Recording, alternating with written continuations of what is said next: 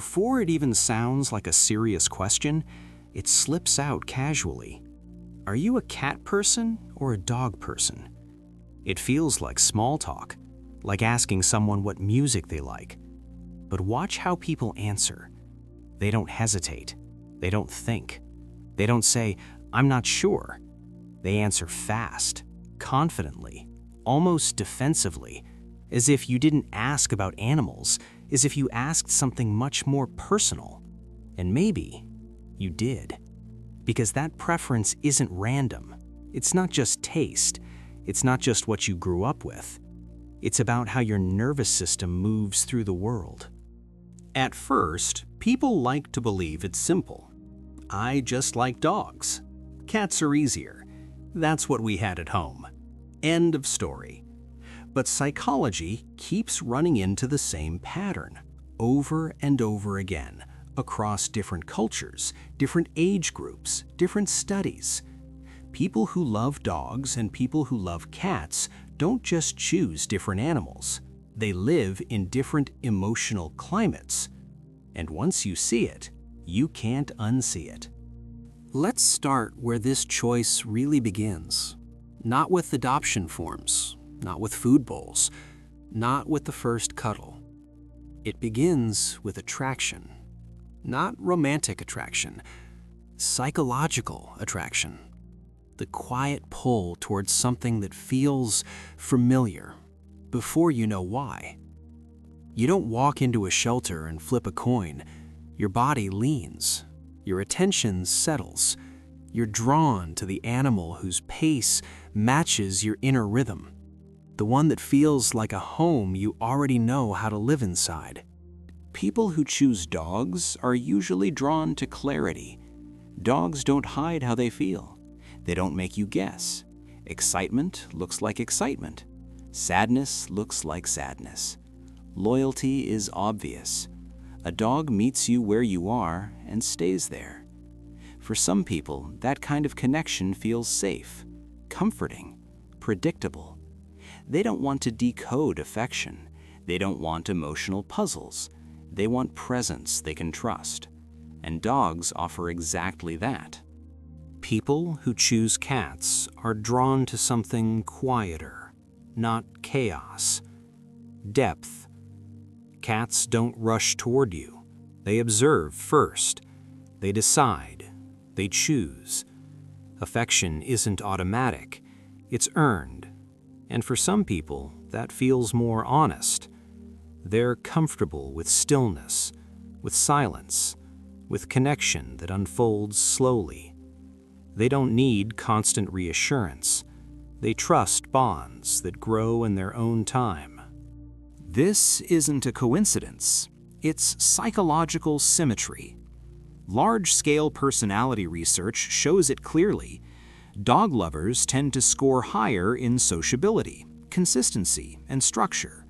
They often enjoy shared spaces, group energy, clear expectations. They move through the world with openness. Cat lovers tend to score higher in sensitivity and introspection. Their inner world is busy, layered, always processing. They notice emotional details others miss. They question more. They sit with ambiguity longer. Not better, not worse, just different. But this isn't about stereotypes. Not every dog lover is loud. Not every cat lover is withdrawn. These are patterns, not labels. What your preference usually reveals is where you feel slightly more at ease, what kind of connection your nervous system trusts the most. Now, let's go deeper, because this choice also reflects how you handle closeness.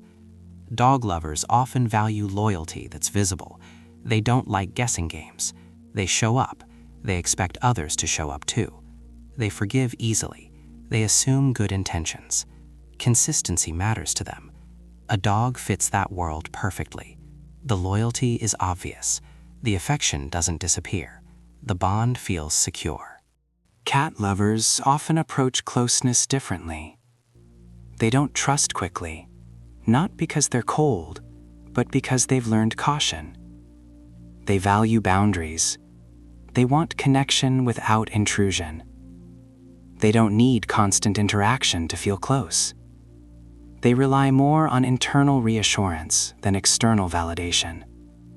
A cat mirrors that beautifully. Affection without performance. Presence without pressure. There's often a history behind this. Dog lovers frequently grew up learning to be dependable, to keep things smooth, to maintain harmony. Sometimes they became the emotional glue in their environment. A dog rewards that role. It gives them someone who needs them, someone who reflects that loyalty back. Cat lovers often grew up relying on themselves, sometimes because others were inconsistent, sometimes because emotions weren't handled gently around them. They learned observation, self-containment.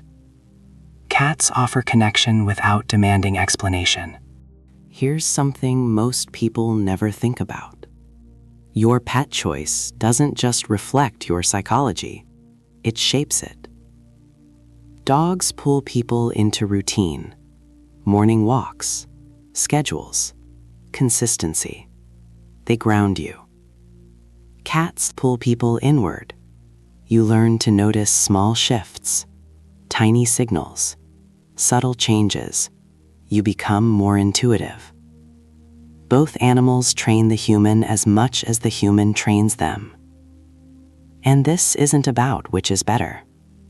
One thrives through openness. One thrives through observation. One builds connection through presence. One builds connection through depth. If you really want to understand yourself, don't just look at the animal you chose. Look at the version of you that animal brings out. If you're a dog person, ask yourself, do you like knowing where you stand with people? Do unpredictable environments exhaust you? Do you often feel responsible for others' well-being? If you're a cat person, ask yourself, do you protect parts of yourself carefully? Do you trust slowly but deeply? Do you crave closeness without losing yourself? Neither path is random. Neither path is wrong. They come from experiences you didn't consciously choose.